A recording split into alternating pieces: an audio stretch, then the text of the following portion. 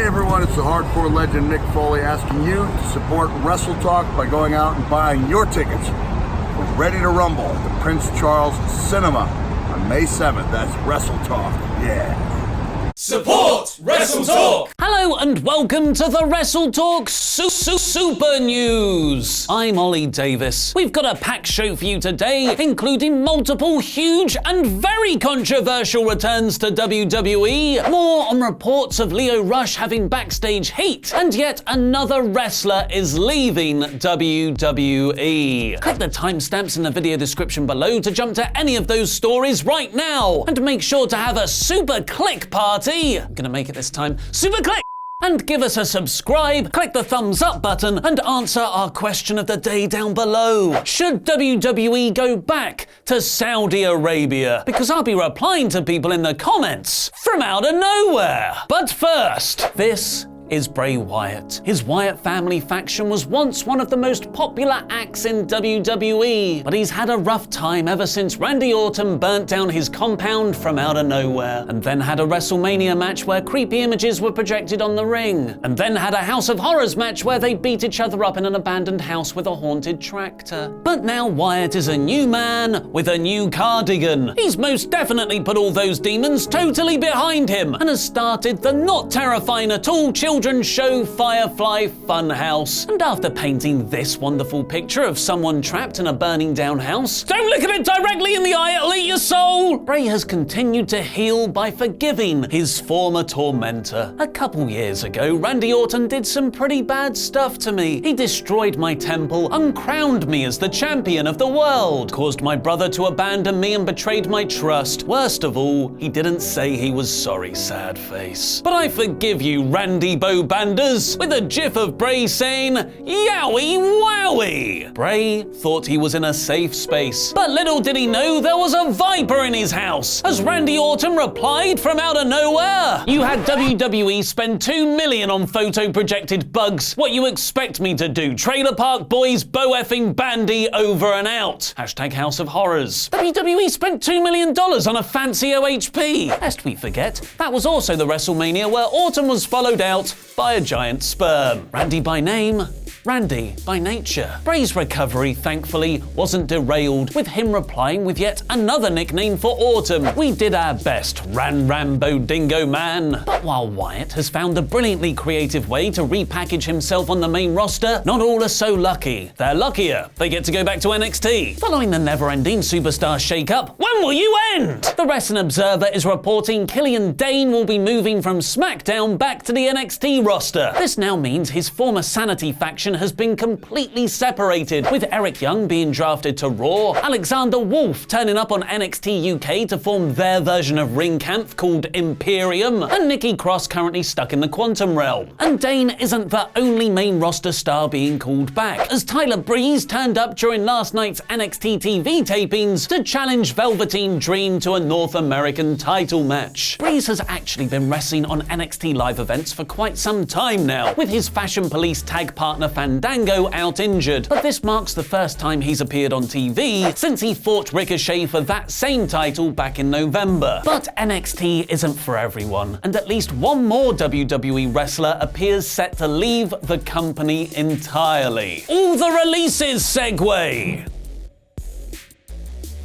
Wrestling Inc. is reporting that Raw superstar Rhino, at least I think he's on Raw, I've lost track of the superstar shakeups, has his WWE contract expiring this July. Rhino returned to WWE back in 2015 after a 10-year hiatus, where he had a fun tag team run with Heath Slater in 2016, even becoming the inaugural SmackDown Tag Team Champions. He was actually kayfabe fired last December when Slater beat him in a loser gets fired match on Raw, but because WWE don't keep track of their own stipulations, he last featured at WrestleMania 35's Andre the Royal Giant Memorial Battle last month. Further confirming the report, Rhino is already preparing for life outside WWE, with IWC Wrestling announcing, breaking! It just became official. Former IWC Heavyweight Champion Rhino will return to the IWC roster in 2019. When will the Man Beast return? Who will his target be? There's only one way to find out. Letting your contract expire is one way to get out of WWE at the moment. Another might be to just annoy everyone backstage until they tell you to leave. Oh, hi there, Lio Rush! Both the Wrestling Observer and Fightful started reporting last week that Rush has considerable backstage heat in WWE after rubbing many in the locker room the wrong way. And just a few days later, he was nowhere to be seen on Raw, with his former partner Bobby Lashley now a solo act with no explanation. PW Insider have now added details to Rush's backstage heat, reporting Lio first started frustrating the locker room during last November's European tour, where tradition calls for the junior main roster members to be at the gorilla position after matches to provide water to talent as they returned from the ring, as well as carrying coolers and drinks into the hotels where the roster was staying in order to set up a common area where everyone could socialize privately together. But Lio reportedly refused to do any of this, despite several veterans trying to explain to him he was making a mistake. Instead, Rush complained to WWE management, which didn't score him any points. In recent months, the site claims Lio brought friends and relatives backstage without proper credentials, and there's been a lot of talk within the company that he's going to be shifted back over to NXT in the near future. Dave Meltzer has also added on Wrestling Observer Radio that Rush had complained backstage for not being used correctly, that he should be a babyface and pushed as a bigger star. When the Wrestling Observer, PW Insider, and Fightful are all reporting the same thing, three of the most respected wrestling news sites out there, it generally means there's most definitely fire to all that smoke. But on the other side, sometimes backstage sources have their own agendas and leak exaggerated information to journalists to enhance their own careers. And that's exactly what Rush is claiming. Fightful's Sean Ross Sapp reached out to Lio directly to get his side of the story, and to his credit, Rush actually responded. According to Lio, there is someone who works for WWE who has hated me since the day I've worked for Ring of Honor, and now that they work for WWE, they're leaking false information to get me released. Rush also explains that because he's just been Lashley's promo guy, he hasn't received any compensation from meet and greets or merchandise, despite them using his catchphrases. And that means, despite working for the biggest sports entertainment company in the world, he ends up walking around broke. While WWE do seem a bit strapped for cash at the moment because they've got to spend all the money on part-timer returns for Saudi shows. WWE announced yesterday, officially, albeit quietly, they'd be returning to the beautiful, progressive city of Jeddah. Look at it, it's so goddamn progressive! In Saudi Arabia on the 7th of June, where the event will feature WWE superstars Roman Reigns, Undertaker, Kofi Kingston, Braun Strowman, Seth Rollins, Goldberg, AJ Styles, and Brock Lesnar. Wait, what?